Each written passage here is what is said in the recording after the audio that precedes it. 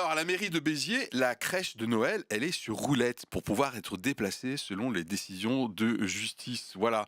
Bon, donc, c'est un véritable marronnier. À Noël, il y a les polémiques sur les crèches, sur le fait que Noël, c'est un terme qui soit pas assez inclusif. Bon, bref, voilà. Il y a ceux qui défendent une civilisation judéo-chrétienne, ceux qui pensent que la République est attaquée dans son sein, dans la laïcité, bref. Et nous, les chrétiens, au milieu de tout ça, est-ce que justement le Noël chrétien est mort? C'est la question que je vais me poser avec Mélina et avec Emmanuel. Attention, faites-vous votre propre opinion. C'est parti.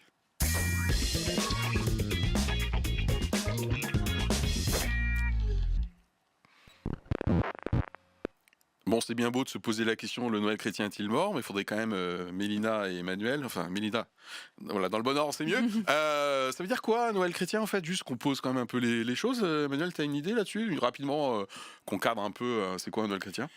Le Noël chrétien, c'est un Noël, donc une période spéciale où on se rappelle quand même l'origine de ce mot, donc la nativité du Christ, Ok. la venue du Christ et l'incarnation de Dieu dans une personne, et de mettre ça quand même en avant, de le mettre, de ne pas l'oublier, même si on le met peut-être au moins sur l'étagère, en décor, mais qu'on le mette, quoi. Ok, ça existe quelque part. Tu es d'accord avec cette définition pour juste distinguer c'est quoi un Noël chrétien versus un Noël qui serait moins chrétien ou laïque ou inclusif ou que sais-je, commercial Ben, après, c'est un peu compliqué parce que moi, à chaque fois en période de Noël, je vois des commentaires de chrétiens Ah. qui disent « Ah, Noël, c'est une fête païenne à la base, donc Ah. ce n'est pas une fête Eh, chrétienne. merci beaucoup parce que justement j'allais proposer à notre audience, on va tout de suite se mettre d'accord, c'est même pas la peine que vous fassiez des commentaires, ouais mais c'est pas le 25, c'est le 23, c'est pas notre sujet aujourd'hui, c'est pas Absolument. notre sujet, on part du principe que même si c'est pas le 25 et même si effectivement il y a eu une fête païenne, romaine, sur les solstices, etc. Franchement, moi je trouve que ça serait de mauvaise foi de considérer que ce n'est pas une fête chrétienne à la base, même s'il y a plein de détails, ok. Donc là, aujourd'hui, on part du principe que c'est un moment extrêmement important pour la chrétienté, basta quoi. Voilà, ok. Bon, voilà, si vous n'êtes pas d'accord, vous avez le droit de dire aussi le commentaire, mais merci de m'avoir du coup mis le pied à l'étrier. Alors, a priori, quelle va être ta position justement par rapport à la question, le Noël chrétien est-il mort? Tu vas être d'accord, plus ou moins, ou tu dis, mais non Philippe, t'es un peu négatif là? J'ose pas répondre A, donc je D'accord. répondrai B. A priori, bon, t'as le droit de changer, d'évoluer au cours de l'émission, tu le sais, hein. Oui. Et c'est à la fin de l'émission qu'on compte les... Bon, bref, je vais pas le dire, c'est pas très beau à l'antenne, hein. Et toi, a priori, par rapport à la question posée? Ben moi, je serais plutôt de l'autre côté du spectre. Je serais plutôt, c'est quoi le dernier F, c'est ça? Donc je serais à tout le moins D, peut-être E. Ah oui, donc tu es totalement en désaccord. Le Noël chrétien n'est pas mort. Le Ok. Noël chrétien n'est pas mort. Il y a de l'espoir. Il y a de l'espoir, très bien. Et alors moi, si je me situe en tout cas dans le contexte français, je suis pas en Italie. Et ça n'a rien à voir. Je mettrai B, parce que je suis assez fataliste et j'avoue que je suis assez négatif aujourd'hui par rapport à cette question. Alors justement, pour nous aider à nous faire une opinion, le Noël chrétien est-il mort? Et si vous avez des trucs, des astuces, on va se poser la question. Et bien tout de suite, fait et contexte.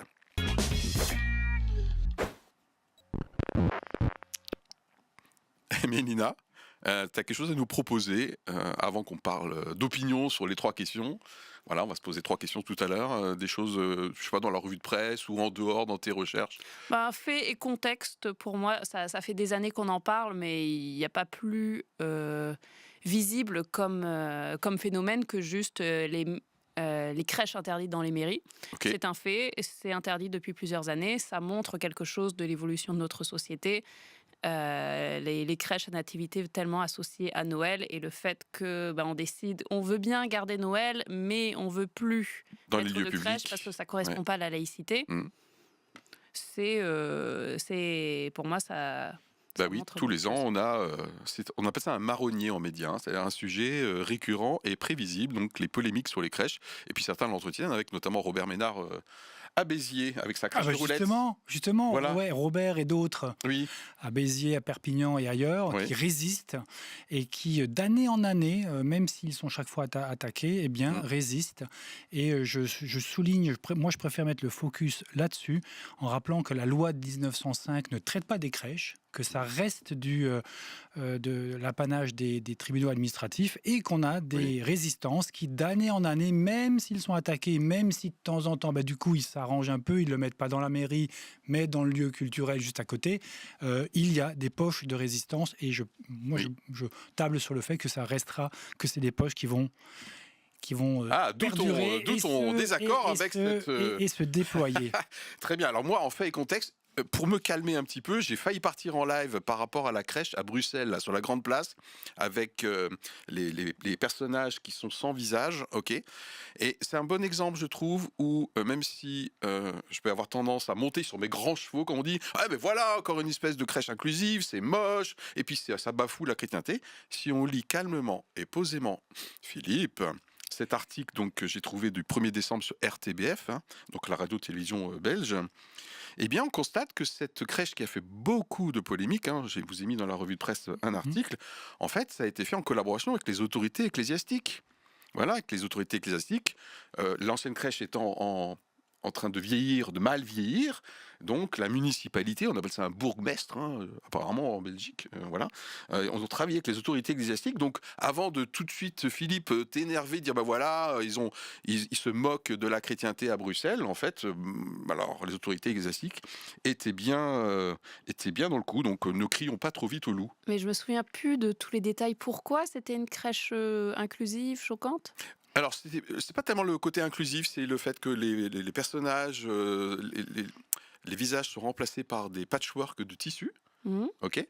Et en fait, ça a fait un scandale d'abord parce que c'est moche. Bon, après l'art, ça peut être un peu subjectif. Et parce que on enlève les traits reconnaissables de Joseph, de Marie. Parce que tu sais à quoi ils ressemblent, Joseph et Marie ? Non, mais c'est l'idée d'incarnation, il me semble, qui a été. Ok, mais c'est bien parce que toi, tu t'auto-calmes parce que toi, mais moi, ça me choque pas du tout. Mais c'est un en tout cas, les Bruxellois qui ont été interrogés en micro-trottoir là, et ça fait beaucoup d'articles, cette histoire en Belgique. Ça fait parler en France aussi. Ouais. Même le gardien de foot qui est belge, Thomas Meunier, je crois. Je ne sais pas si c'est Thomas, mais il a dit on est descendu très bas et on creuse encore. Mais au contraire, moi je trouve que ça invite à s'identifier aux personnages bibliques. Eh bien, c'est le parti pris que l'artiste, à qui a été pressenti pour faire ça, a défendu tout à fait. Bon, voilà, c'est juste comme quoi, vous voyez, déjà là, calme, on monte pas tout de suite en criant au loup. Bon, voilà. Tout de suite, je crois que on passe aux questions. Allez, jingle. 3 questions pour nous aider à répondre à la question du jour, c'est-à-dire le Noël chrétien est-il mort ? On va commencer par un rapide témoignage personnel. Est-ce que nous, à notre niveau, c'est de plus en plus difficile de vivre un Noël chrétien ? On l'a défini tout à l'heure. Ensuite, on verra quels sont les arguments qui militent pour dire, effectivement, c'est un peu en voie d'extinction, ou c'est chaud quand même pour le Noël chrétien. Et on verra enfin les idées, les solutions. Vous serez invité à commenter également pour maintenir, préserver à titre individuel ou dans la sphère publique un Noël à peu près chrétien et pas seulement sur l'étagère, quoi. Voilà, petit témoignage personnel déjà. Est-ce que c'est de plus en plus difficile pour toi ou ça va ? Pas Noël du tout, chrétien. parce que moi j'ai pas ce problème. Ma famille très proche est chrétienne, donc on est toujours content de se rassembler, de se rappeler que c'est la naissance de Jésus. Donc c'est encore très connoté spirituellement, c'est pas juste les amis, la bouffe, les cadeaux, le sapin. Le 24 au soir, quand on est en petit cercle. Après, la famille plus élargie. Mais si on leur demande à chanter un cantique de Noël, ils vont pas dire non, quoi. Tous les ans, je vois pas que ça empire. Il n'y a pas trop de plus en plus de débats ou quoi que ce soit. Je vois pas d'évolution. D'accord. Manuel ? Pareil. Je pense qu'aujourd'hui, j'ai pas de difficulté à continuer à vivre le Noël chrétien pour les mêmes raisons. Et on peut en parler encore assez librement, que ce soit au travail ou ailleurs. Maintenant, il faut reconnaître que quand j'analyse les cercles dans lesquels j'évolue, il y a quand même encore une relative homogénéité et de background plutôt de civilisation judéo-chrétienne. Donc ça facilite, je dois reconnaître que ça facilite les choses et que les codes ce type de codes sont encore intégrés. En tout cas, voilà. Après, ce qui est extraordinaire, c'est que même dans d'autres civilisations autour du monde qui ne sont pas du tout occidentales ou quoi que ce soit, il y a des sapins de Noël de partout. Mais pas la crèche. Même dans des pays qui ne fêtent pas Noël, tu te dis comment on a réussi à importer ça ? Ça doit être les Américains, nous. Non ? Ouais, c'est encore ça.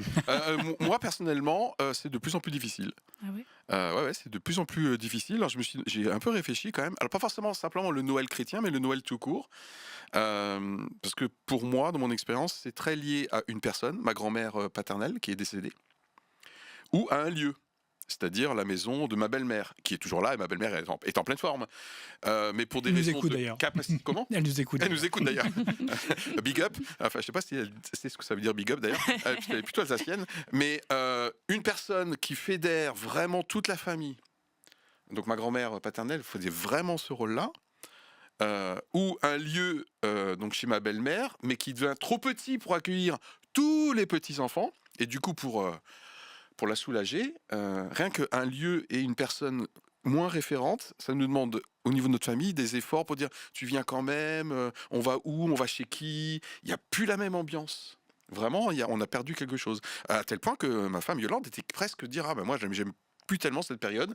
Elle s'est ressaisie et elle m'a demandé d'acheter le sapin le matin, l'après-midi je l'ai acheté, il y a déjà 8 jours, les décorations, et on met de la musique dans la maison pour quand même essayer de retrouver quelque chose, quoi. Mais ça devient chaud.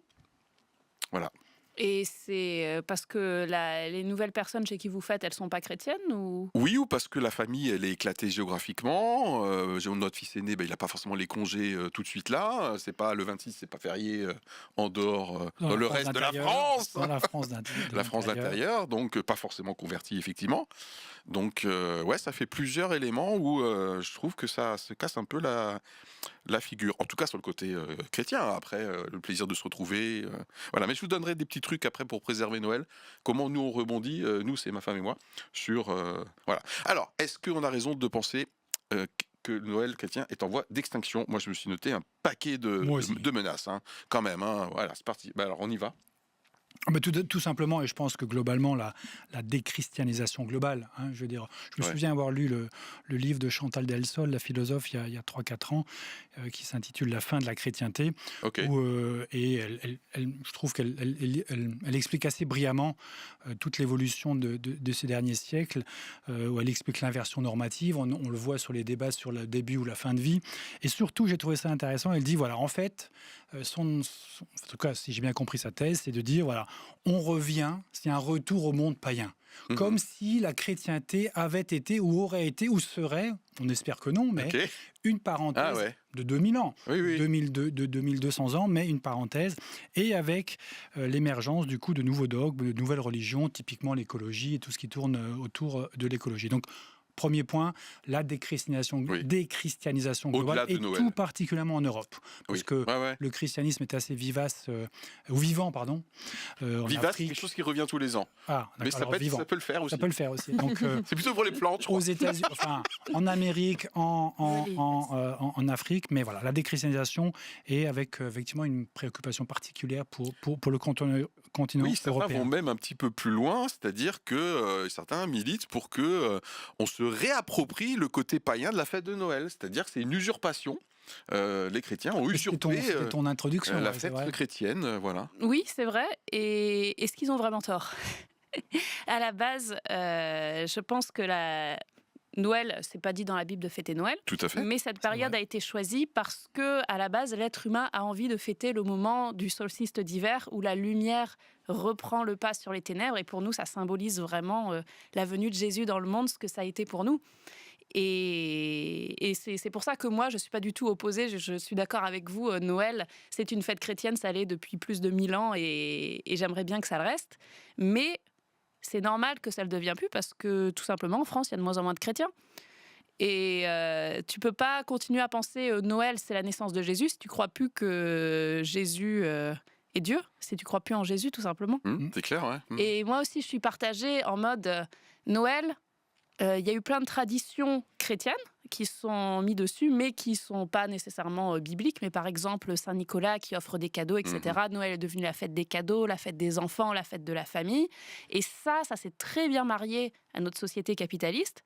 Ce qui fait que de nos jours, je ne sais pas si j'aurais envie que tout d'un coup, sur toutes les affiches de Noël, on remette Jésus à côté de toutes les pubs de bouffe et toutes les pubs de cadeaux qu'on se serve de la religion pour vendre, parce que Noël, c'est devenu avant tout une fête commerciale, parce que notre société est une société qui de consommation, 100%.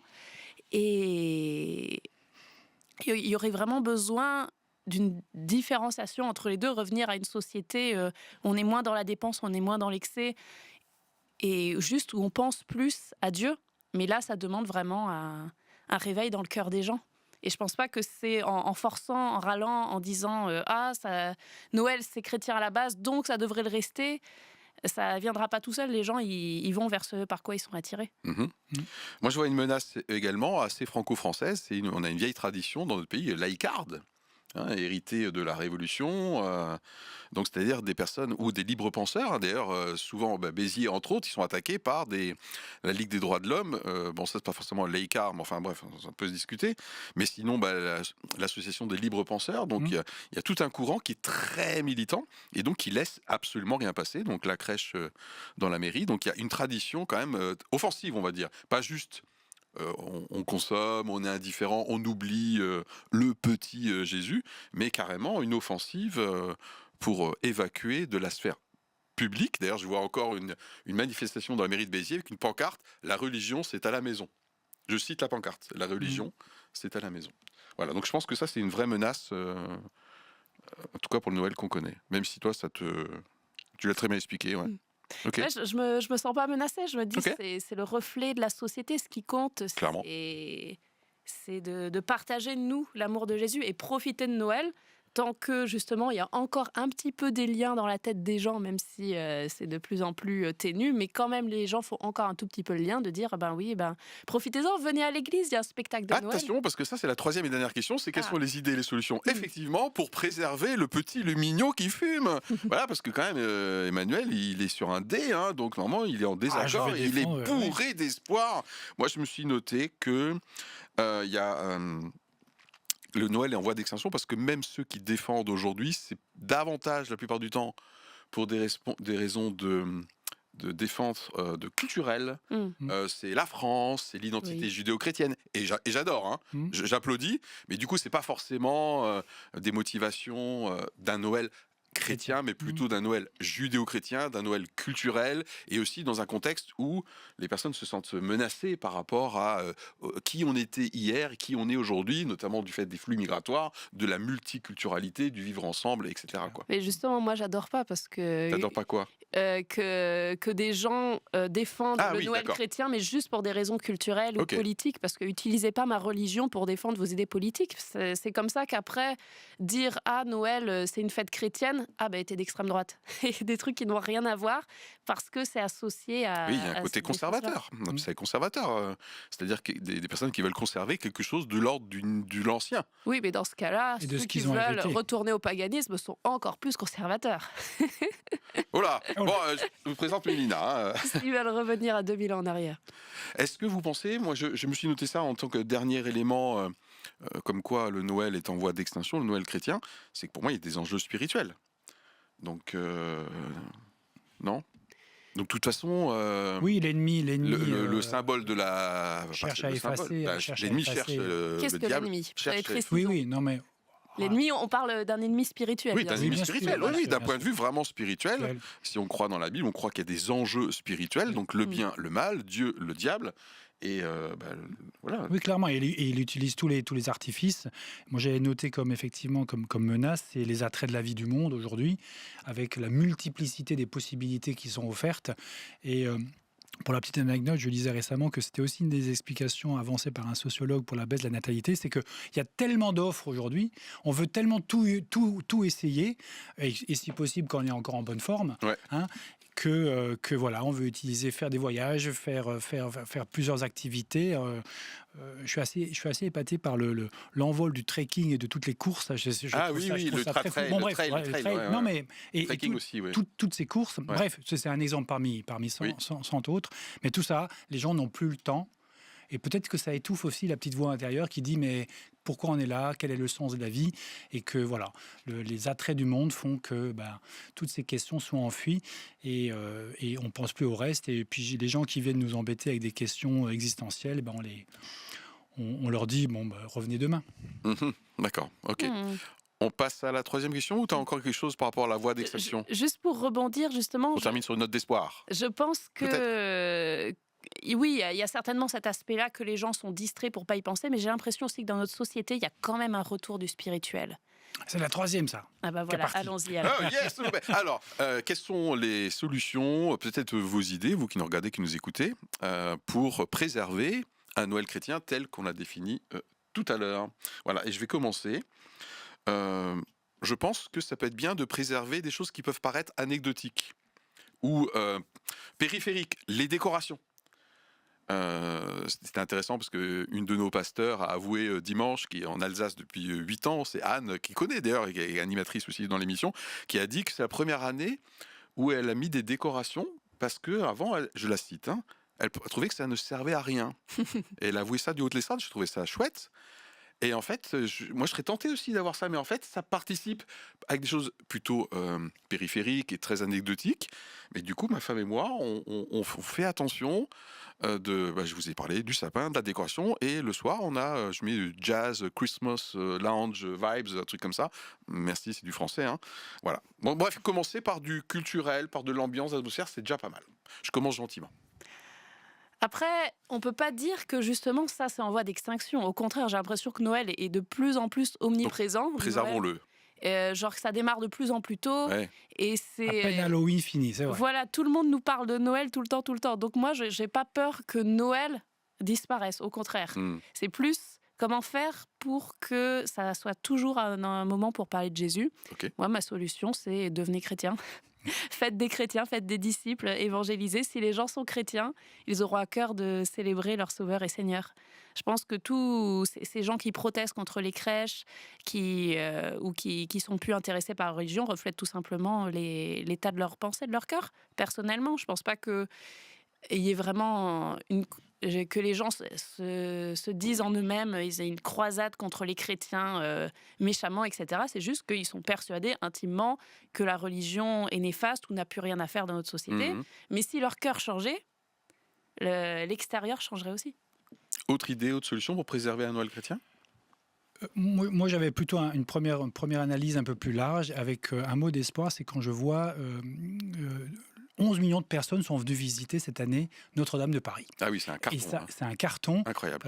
Il y a eu, alors tout le monde a été ému, et c'est ça une de mes notes d'espoir, c'est que quand Notre-Dame de Paris a brûlé il y a maintenant 6 ans, en 2019, c'était avant le Covid, eh ben, l'émotion que ça a suscité, et puis tout ce que ça a apporté comme soutien, comme à travers le monde. Alors tu me diras, c'est plus en France, il y a eu des soutiens aussi qui viennent d'ailleurs, mais toujours est-il qu'il reste un fervent, un ferment de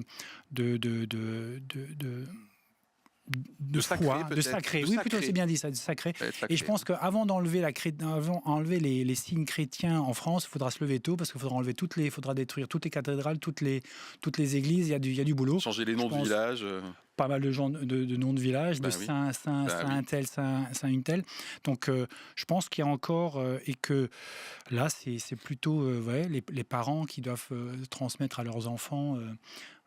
L'héritage et si possible l'héritage chrétien. Donc, mais je pense qu'il y a encore de l'espoir. Maintenant, il y a du boulot, c'est vrai, je suis d'accord. Est-ce que ça risque pas juste de devenir une coquille vide? C'est le risque, je conteste pas, c'est le risque. Une culture et sans qu'il y ait la vraie foi à l'intérieur, quoi. Oui, mais après, c'est à Dieu de toucher les cœurs pour que les jeunes se disent tiens, mais ça, c'est là pourquoi c'est là, mais qui a construit ça Dans les articles qu'on disait, il recommandait par exemple de dire même si vous n'êtes pas chrétien, venez à la messe de minuit, si vous êtes catholique, parce que il peut se passer peut-être quelque chose. Absolument. Une rencontre. Voilà, une rencontre. Voilà, même si non, moi ça me parle pas trop, mais bon, voilà, ça peut peut-être parler, quoi. Et sans vouloir préempter l'idée que tu avais donnée quasiment à la fin, c'est qu'il y a quand même, on trouve, un regain, une quête de spiritualité. Je veux pas, on recherche du sens. Et des exemples qu'on cite maintenant assez régulièrement, c'est le regain de baptême d'adultes dans l'Église catholique, même si ça vient compenser tous les baptêmes d'enfants qui n'ont pas eu lieu, des messes qui sont, il y a des paroisses qui sont pleines de gens. Il y a quand même les jeunes cherchent. Il y a des youtubeurs qui délivrent le message de l'évangile de manière très clairement. Une de nos émissions récentes, bien sûr. Et qui font un tabac. Donc voilà, je pense qu'il y a de l'espoir. Je ne dis pas. Aussi de radicalité dans le bon sens du terme. C'est demander un engagement fort, on cherche les racines. Des croyances fortes, des racines fortes, quoi. Voilà. Et même les gens qui veulent revenir à une religion païenne, pour moi, c'est parce qu'ils sont en recherche de quelque chose qui dépasse notre monde matériel. Justement, peut-être que eux aussi, ça les dégoûte à un Noël qui est beaucoup trop consumériste, et ils recherchent les bases spirituelles, ils recherchent à s'élever. C'est à nous de les conduire vers ce que je pense être la vérité, c'est-à-dire Jésus. Alors moi, je me suis noté comme petit truc aussi, investir l'Avent. Alors c'est quelque chose que je fais pas. Les dimanches de l'Avent, c'est comme une montée du désir, de l'attente de la naissance de Jésus. Donc souvent nos églises utilisent les dimanches, même dans le milieu évangélique, je parle, pour le calendrier de l'Avent, les dimanches de l'Avent. Moi, c'est quelque chose qui et me les parle 4 pas bougies. et les 4 bougies, voilà. Et sinon, je me suis dit, relire le récit de la Nativité, tout simplement, peut-être en famille. Donc, c'est dans Luc 2, de versets 1 à 14, entre autres. Voilà. D'autres choses pour préserver un Noël chrétien ? J'avoue, je suis assez sensible aux vieux cantiques de Noël. Ah, bah oui, voilà, Je les bien trouve sûr. vraiment beaux. Et en plus, il y en a qui sont vraiment moyenâgeux, donc ils remontent à super longtemps. Ok. Mais je me dis, s'ils ont perduré à travers les âges, les paroles restent encore. Par exemple, Minuit chrétien, qu'est-ce que je l'aime ce chant. Il est beau. Ma femme l'adore aussi. Ouais. Et La là, mienne aussi. Et là, c'est moi qui vais avoir l'air conservatrice, mais pitié, arrêtez de faire des remakes en mode moderne de ces hymnes. S'ils sont des hymnes, c'est pas pour rien. Je préfère vraiment les versions traditionnelles. Et donc ça chorales, peut être dans la ethniques. sphère privée et dans la sphère publique. Par exemple, lors des cultes, chez nous, il y a des choses. Ou lors de marché de Noël. Ou lors du marché de Noël. Et même à la radio, il y a tellement... Tous les supermarchés, on revient dans le consumérisme, mais tous les supermarchés passent que des musiques de Noël en cette période, passaient aussi des cantiques. Ok. Et après, j'avoue que tout le reste... tout ce qui est tradition religieuse, ça me parle un peu moins. Par exemple, la nativité, j'ai jamais trop aimé cette représentation de la nativité parce que je suis sûre que ça correspondait pas du tout à ça dans la réalité. Mais peut-être justement réinventer ces symboles. Quoi, la crèche ? Oui, la crèche. La manière dont tout a l'air super clean. Il y a le petit âne, il y a le petit bœuf, on dirait vraiment une histoire pour enfants. Mais non, ça va être crade, bien sûr. Oui, voilà. Et puis donner naissance à la base, c'est pas tout clean et tout, et à chaque fois qu'on représente ça, tout a l'air tellement clean, et après ils sont tous blonds aux yeux bleus. Il faut réinventer nos symboles pour que les gens les redécouvrent d'une autre manière et se disent ah oui, mais est-ce que c'est une histoire pour enfants, est-ce que ça s'est vraiment passé? Ok. Moi, je me suis noté, et ça, je rejoindrai ce que tu as dit tout à l'heure, je pense, qu'à un moment donné, une bonne façon de préserver Noël chrétien, c'est de se rappeler que Noël, c'est avant tout une personne. Et la venue d'une personne. La venue d'une et personne. Pas n'importe laquelle. Et pas n'importe laquelle, puisque du coup, c'est un changement majeur pour l'humanité. C'est une incarnation aussi. Et donc, à un moment donné, Noël, c'est l'amour, la paix, la joie, c'est incarné dans une personne. Et donc, c'est une rencontre avec une personne, avec Jésus. Donc ça, je pense, c'est vraiment En fait, Jésus devrait revenir au centre de Noël, en fait. La personne de Jésus et le fait qu'il soit venu c'est son anniv nous rejoindre. C'est son anniv, comme dirait... voilà. Et tout de suite, la conclusion.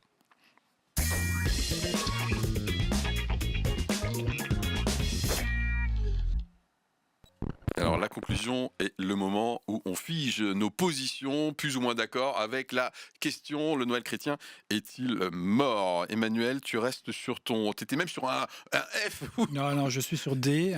Mais je trouve complètement en désaccord. Vous avez plutôt apporté de l'eau à mon moulin. Ah. Vous avez été, je trouve, plus convaincant sur la dernière partie que sur la deuxième. Donc je reste définitivement sur le D. Et puis je conclus en disant que on doit vraiment défendre notre civilisation et que représente un peu la crèche et le Noël, parce que c'est bien notre civilisation et notre continent qui est celui de la liberté d'expression, et c'est un héritage de toute l'histoire judéo-chrétienne sur notre continent. Ok, merci.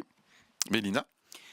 Alors moi, justement, je ne suis pas attachée à cette histoire de défendre la civilisation. Pour moi, on est chrétien avant d'être français ou européen, et c'est ça qui doit compter avant tout. Et du coup, mon score, je le redescends assez. Je suis elle se rapproche de moi, tu as vu. Oui, voilà. Je pense que Noël est mort pour ceux pour qui Dieu est mort, et le Noël chrétien est vivant pour ceux qui veulent continuer à adorer Jésus et à le célébrer. Donc Noël peut ressusciter. Exactement. Noël peut ressusciter. Vous êtes très forts tous les deux, bravo, là je m'incline. Moi j'étais B tout à l'heure, assez d'accord, assez pessimiste. Vous m'avez requinqué. Donc je passe sur un C, effectivement. Allez, encore un petit effort. Encore un petit effort, voilà. Alors c'est le moment pour vous qui nous regardez, qui nous écoutez, de répondre vous-même à la question. Et puis surtout, faites-nous part de vos trucs, de vos solutions, de vos idées pour essayer de préserver. Ou alors au contraire, de faire partie de ceux qui disent non, Noël chrétien, non, nous on n'essaie pas de préserver pour X ou Y raison. Merci beaucoup pour votre renfort tous les deux. De rien, merci voilà, à avec une toi. petite dédicace pour Mélina. Elle sait pourquoi. Voilà. Allez, à bientôt pour un prochain épisode. Bye. Salut, ciao.